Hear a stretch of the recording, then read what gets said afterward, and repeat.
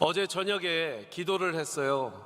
어제 저녁에 기도를 했는데 저녁에 뜨겁게 기도했습니다. 제가 사실 우리가 밤을 새면서 기도해도 모자랄 판이지만 긴 시간은 기도하지 못했습니다. 근데 하나님께서, 성령님께서 강력한 마음을 주셔서 강사도 무릎 꿇게 하시고, 제가 꿇으실 수 있는 분들은 무릎 꿇고 기도하셨으면 좋겠다 그랬을 때 보니까 여러분들 앉고 계신 의자 위에도 무릎 꿇으신 분들이 있고, 바닥에 무릎 꿇으신 분들도 있고, 이 불이 확 붙었습니다. 기도의 불이 그냥 한 번 기도를 같이 부르짖고 던졌는데 확 붙는 걸 느꼈어요.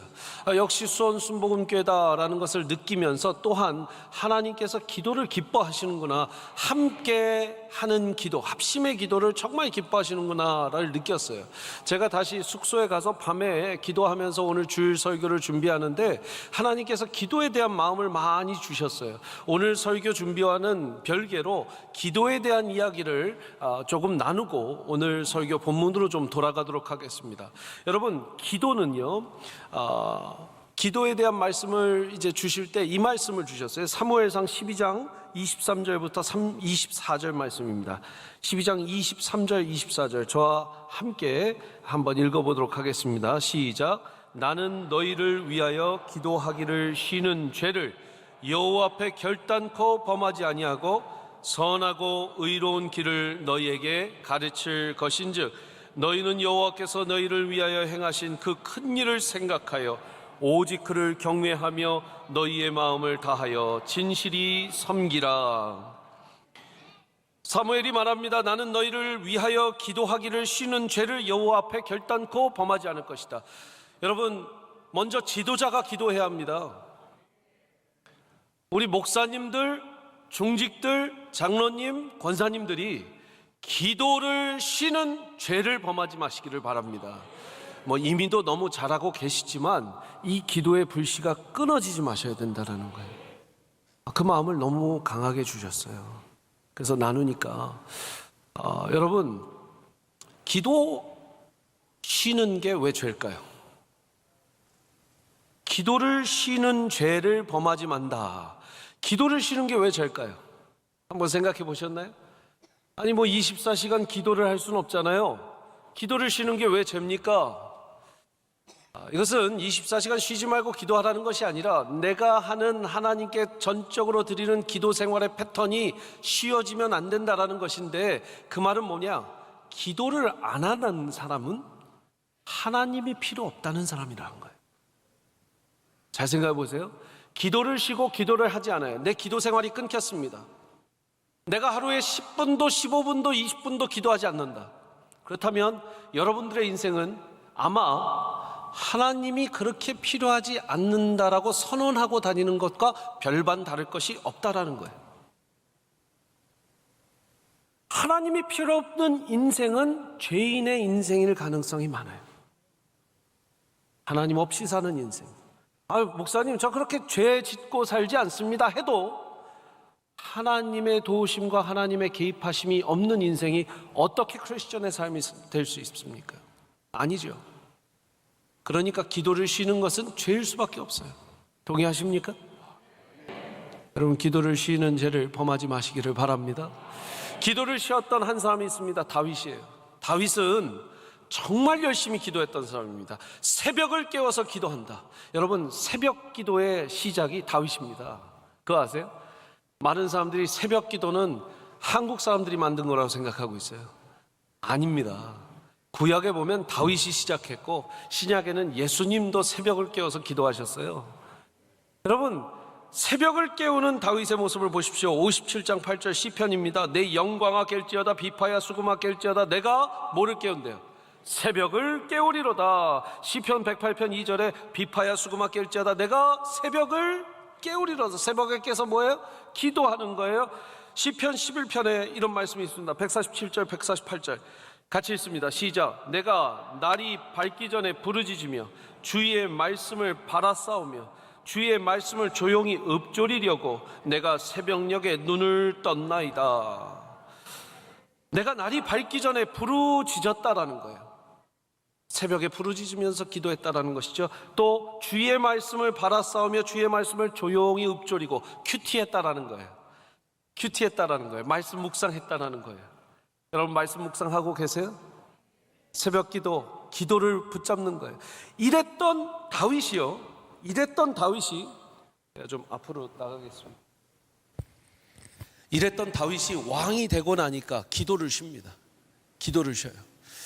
사무엘하 11장 말씀 보여주세요. 사무엘하 11장 말씀 보여주시면, 자 보십시오. 사무엘하 11장의 배경은 지금 이제 전쟁이 나서 온 백성들이 전쟁터에 나간 거예요. 같이 한번 읽어보세요. 시작. 그 해가 돌아와 왕들이 출전할 때가 되매 다윗이 요압과 그에게 있는 그의 부하들과 온 이스라엘 군대를 보내니 그들이 암몬 자손을 멸하고 랍바를 에워쌌고 다윗은 예루살렘에 그대로 있더라. 자, 백성들 다 보냈죠. 지금 장군들 군사들 다 보냈어요. 다윗은 어디 있어요? 지금 예루살렘에 그대로 있어요. 분명히 도망자의 신세에서, 여러분 잘 아시다시피 이제 사울이 이제 계속 쫓아다닐 때는, 도망 다닐 때는 그가 직접 전투하면서 싸웠습니다. 그런데 지금은 예루살렘에 꽁꽁 숨어 있어요. 2절 말씀 보세요. 2절 말씀 같이 읽을게요. 시작. 저녁 때에 다윗이 그의 침상에 일어나. 언제 일어났다고요?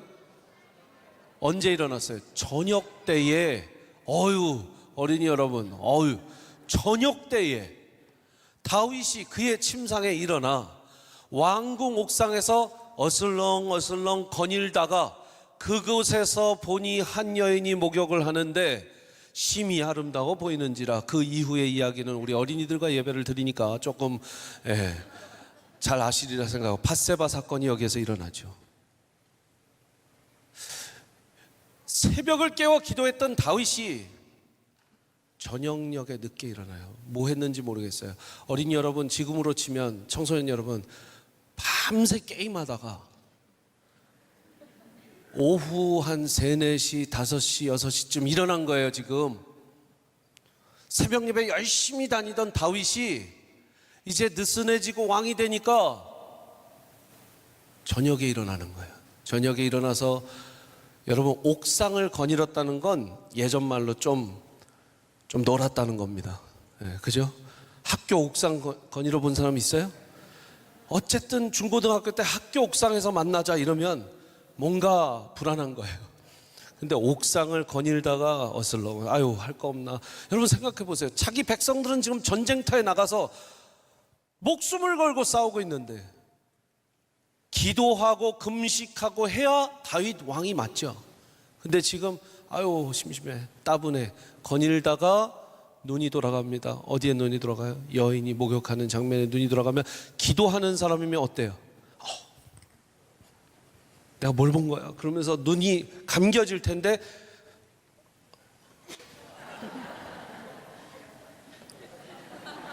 이렇게 된 거예요. 거기에서 멈추지 않고 마음이 들어가고, 결혼한 여인이야? 그러면 그 남편을 죽여서라도 내가 가져야겠다 해서 결국은 남편을 어떻게 합니까? 전쟁터에서 죽이고 자기 아내로 삼잖아요.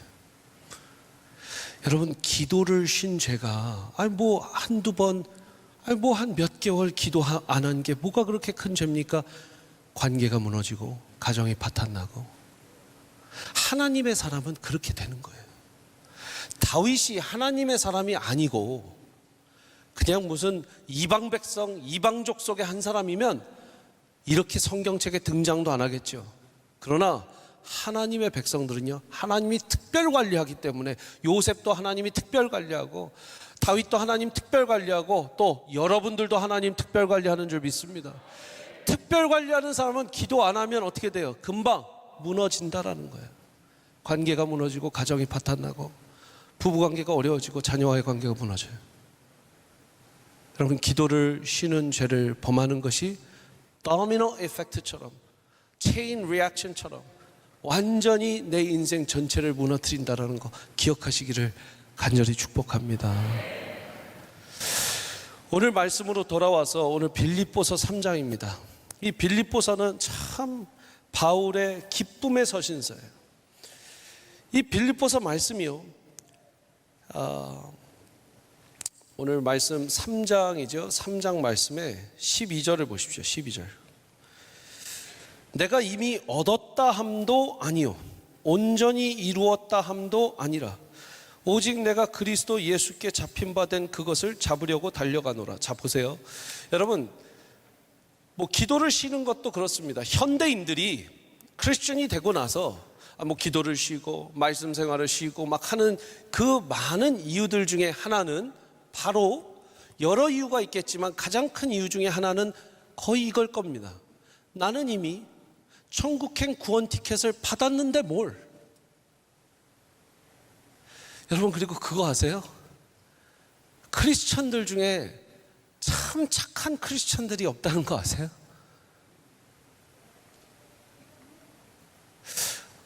참 크리스천이면 착해야 되고 선해야 되는데 착한 크리스천이 없을 때가 너무 많아요. 크리스천인데 너무 인간미가 부족하고 더 따뜻하지 못할 때가 너무 많아요. 사업의 장에서, 거래를 할 때나 시장에서나. 왜요? 그분들 마음 깊은 곳엔 난 구원받았어, 됐어. 선행으로 구원받는 거 아니라고 그랬어. 나는 이미 예수 그리스도 믿었으니까 구원받았어. 기도 쉬어도 돼. 아이, 구원받았는데. 말씀 좀 덜 봐도 돼. 구원받았는데. 내가 평생 외워야 되는 구절은 요한복음 3장 16절 하나면 돼. 너무 찔리셔서 안 웃는 거예요. 그냥 진짜 그런 거 같아서. 그런 분들이 많아요, 신앙생활하면서. 근데 보세요, 바울이, 우리가 그렇게 존경하고 정말 그리스도의 참된 제자라고 복음 전파자라고 외치는 그 바울이 12절에 보십시오. 같이 읽습니다. 시작. 내가 이미 얻었다 함도 아니요 온전히 이루었다 함도 아니라 오직 내가 그리스도 예수께 잡힌 바 된 그것을 잡으려고 달려가노라.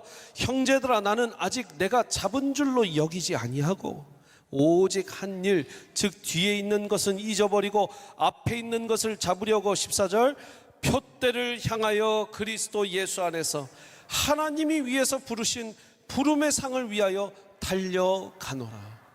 바울은요, 내가 이미 그 구원을 얻었다 함도 아니요 온전히 이루었다 함도 아니라 라고 말하고 있어요. 이게 무슨 말이에요? 여러분, 잘 들으십시오. 오늘 정확하게 들으셔야 됩니다.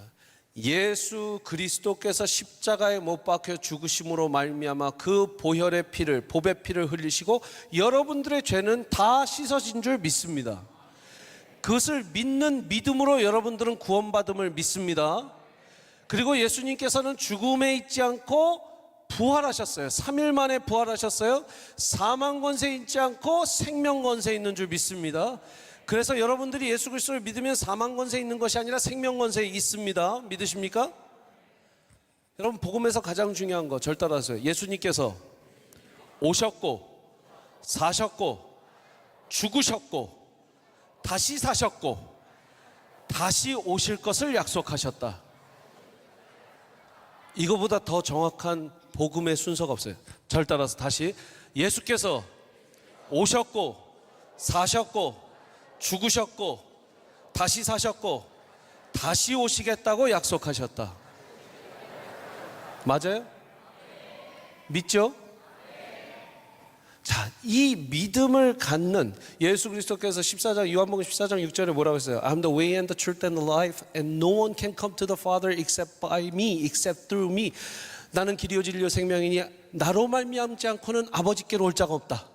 그러니까 길이요 진리요 생명이시니까 아버지께로 갈 유일한 길은 예수 그리스도임을 믿으십니까? 유일한 구원은 예수님을 믿으십니까?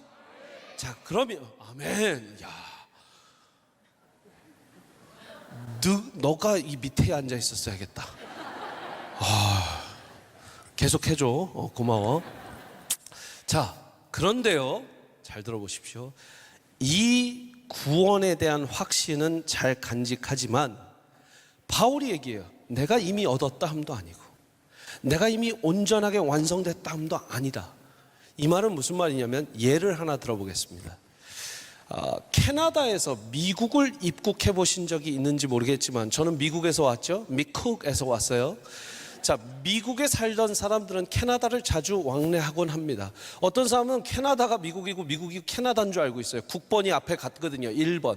그러니까 국번도 나눠 쓸 정도로 아주 영토가 가깝죠. 국경 하나니까요. 그러나 다른 나라입니다. 캐나다는 캐나다고 미국은 미국이에요. 그러면 캐나다에서 미국을 건너올 때 그만큼 가깝기 때문에 어느 정도로 가깝냐면 미국에 들어올 때 캐나다 공항에서, 예를 들면 토론토 공항이라고 할게요. 토론토, 나야가라 폭포가 있는 토론토에서 그 공항에서 미국 입국 심사대에서 이미 도장을 찍어줍니다. 미국 들어왔다고 도장을 찍어줘요. 어디에서? 캐나다 토론토에서 미국 입국 도장을 찍어줍니다. 그리고 여권 받아서 제가 공항에 들어가서 비행기 게이트 앞에서 기다렸다가 비행기를 타고 이제 LA든 뉴욕이든 제가 사는 달라스든 내리면 국내선으로 들어와요. 국내선으로 들어와서 그냥 짐 찾고 차 타고 집에 가면 됩니다. 입국 순서가 따로 없어요. 입국은 어디에서 했어요? 이미 캐나다 공항에서 했기 때문이에요. 캐나다 공항에서 입국 수속을 다 밟고 도장을 받았는데 제가 질문 드릴게요. 제가 만약에 토론토 공항에 그냥 계속 앉아 있는다. 하루, 이틀, 3일, 4일, 5일. 그럼 제가 미국에 입국한 거예요, 안 한 거예요? 서류상은 입국한 거예요. 근데 제 발은 미국 영토를 한 번도 밟은 적이 없죠. 미국에 안 온 거예요. 무슨 말인지 아시겠어요? 당연한 말을 그렇게 하고 있어. 근데 이게 미국 입국 도장을 받았더라도 비행기 타고 미국의 어느 한 공항에 와서 내려서 발로 밟아서 짐 찾고 내려야 미국에 온 거죠. 맞습니까? 우리의 구원과 천국 가는 것도 똑같아요. 이미 이 땅에서 예수 그리스도를 구주로 영접한 순간 여러분들은 천국 도장 꽝 받았습니다. 입국 심사 도장 받았습니다. 그런데 그 입국 심사 도장을 갖고 10년 전, 20년 전, 30년 전 그 수련회장에 그대로 영적으로 앉아 계신 분들은, 그 비행기 타고 성령과 동행함으로 여기까지 오지 않은 분들, 앞으로 표대를 향해서 오지 않는 분들은 실제로 천국을 살아내고 있지 못하다라는 거예요. 예수 그리스도 믿고 좋은 게 뭡니까? 이 땅에서는 평안이요, 죽어서는 천국이에요. 절 따라서 이 땅에서는 평안이요, 죽어서는 천국이라. 그러면 이 땅에서 누리는 평안을 누리기 위해서, 그게 이 땅에서의 천국인데 그걸 못 살고 있어요. 왜? 나는 10년 전에, 5년 전에, 20년 전에, 30년 전에, 옛날에 그 어렸을 때 예수 그리스도 구주로 영접한 그 기억만 가지고 그 입국 도장만 받았다고 해서 그냥 그 공항에 계속 앉아 있는 거 똑같거든요. 그러니까 바울은 얘기해요. 표대를 향하여 달려가지 않으면 너는 지금 믿음의 생활을 하는 게 아니다라는 거예요. 이게 얼마나 무시무시한 말인지 몰라요. 어떻게 보면 등골이고 싹한 거예요. 와, 내가 이제까지 뭐 했지 하는 말이 똑같아요. 사랑하는 여러분, 언제 구원 받으셨습니까? 언제 예수 그리스도를 구주로 영접하셨습니까? 그 이후의 삶은 어떠세요? 그 이후의 삶을 살아내는 것. 오늘 지금 삶으로 예배하라 위에 영어로 뭐라고 돼 있어요? 자신 있게 해봅시다. 뭐라고 돼 있어요? Revival. 그죠? 되게 굴리네. 미국에서 왔다고. 그죠? 절 따서 Revival. Revival은 명사형이고 Revive는 동사형이죠. Revive는 사는 거예요. 이거 간단합니다. Revival을 부흥이라고 이야기를 하는데요, 사실 Revive는 다시 살다. 다시 살다. 맞죠? 여러분들이 오늘도 예수님을 만나서 성령과 동행하고 교제하고 있으면 여러분은 오늘도 Revival을 하고 있는 거예요. Revival을 살고 있는 거예요. 아멘? 여러분, 제가 조직신학 겸임 교수인데 신학교에서 지금 여러분들 구원론과 이 칭의론과 성화론을 굉장히 쉽게 설명한 겁니다. 이해하셨어요? 구원론, 성화론, 칭의론을 굉장히 쉽게 설명한 거예요. 이 비행기 타고 오고 가는 걸로. 여러분, 천국 도장 받았다고 안심하지 마시고요. 주님과 비행기 타고 진짜 천국을 누리시기를 축복합니다.